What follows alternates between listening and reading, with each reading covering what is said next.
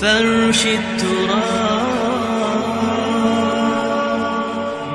فرش التراب. اللہ تبارک و تعالیٰ نے لوگوں کی ہدایت کے لیے مختلف زمانوں میں مختلف انبیاء کرام علیہم الصلاۃ والسلام کو مبعوث فرمایا، اور اللہ پاک کا یہ اسلوب اور طریقہ کار رہا ہے کہ جس بھی نبی کو جہاں مبعوث فرمایا تو ان کو معجزات عطا فرمائے، جو کہ اس بات کی دلیل ہوا کرتے ہیں کہ یہ جو اپنے آپ کو اللہ کا نبی کہنے کا دعوے دار ہے یہ واقعی اللہ کا نبی ہے.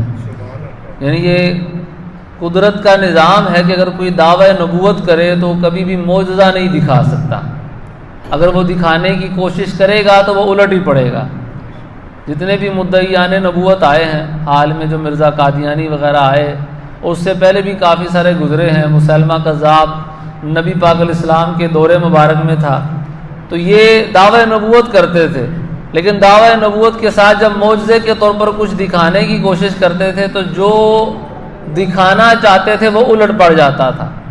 مسلمہ کذاب سے کہا گیا کہ تم دعوی نبوت کرتے ہو تو فلاں کنواں ہے، وہ کھاری ہے، اس کنویں میں اپنا لعاب ڈال دو. کھاری نہیں تھا، وہ صحیح کنواں تھا، اس میں اپنا لعاب ڈال دو تاکہ وہاں سے ہم پانی پئیں تو لوگوں کو تمہارے لعاب اور تھوک کی برکت سے شفا ملے.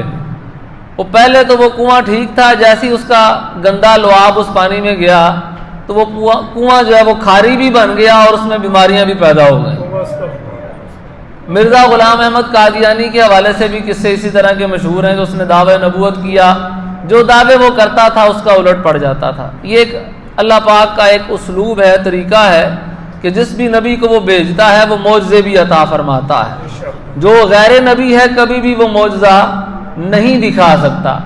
تو جتنے بھی انبیاء کرام علیہم الصلاۃ والسلام آئے ہیں، اللہ پاک نے معجزے بھی ان کو وہ عطا فرمائے کہ جو باتیں ان کے زمانے میں بڑے عروج پر تھیں، بڑی ترقی پر تھیں، انبیاء کرام علیہم الصلاۃ والسلام کو معجزے بھی اسی جنس سے، اسی نہج پر عطا فرمائے کہ تم جو اتنی ترقی اپنے اس کام میں کر چکے ہو، لیکن جو اللہ نے مجھے طاقت عطا فرمائی ہے وہ تم میں سے کسی کے پاس نہیں ہے، لہذا یہ مان لو کہ میں اللہ کا بھیجا ہوا نبی ہوں.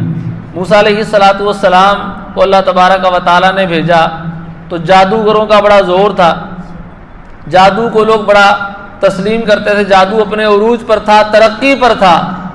موسیٰ علیہ الصلاۃ والسلام کو اللہ پاک نے مبعوث فرمایا تو معجزے بھی اسی نہج پر عطا فرمائے کہ آپ کو ایک عصا عطا فرمایا، عصا پھینکتے تھے وہ اژدہا بن جاتا تھا. جادوگروں کے پاس تو یہ زور تھا کہ وہ رسیاں پھینکتے تھے، وہ سانپ نظر آتے تھے، بنتے نہیں تھے. جادوگروں کے پاس یہ ٹرک ہوتا ہے کہ وہ دکھاتے کچھ اور ہیں، ہوتا کچھ اور ہے. حقیقت میں وہ رسیاں ہی ہوتی تھیں، لیکن وہ کچھ ایسا کرتے تھے کہ لوگوں کو وہ سانپ نظر آتا تھا. لیکن موسیٰ علیہ الصلاۃ والسلام کو اللہ نے جو عصا عطا فرمایا وہ حقیقت میں اژدہا بن جاتا تھا، وہ حقیقت میں اژدہا بن جاتا تھا.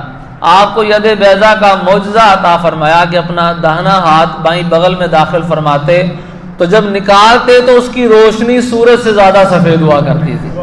یہ معجزے عطا فرمائے اور پھر دعویٰ دیا، پھر دعویٰ کیا آپ نے کہ لوگوں میرے پاس یہ شان ہے، اللہ نے مجھے نبوت عطا فرمائی ہے، تم میں سے کسی کے پاس ہے تو تم بھی دکھا دو. دکھاتا کون؟ تو دلیل تھی اس بات پر کہ میں اللہ کا نبی ہوں.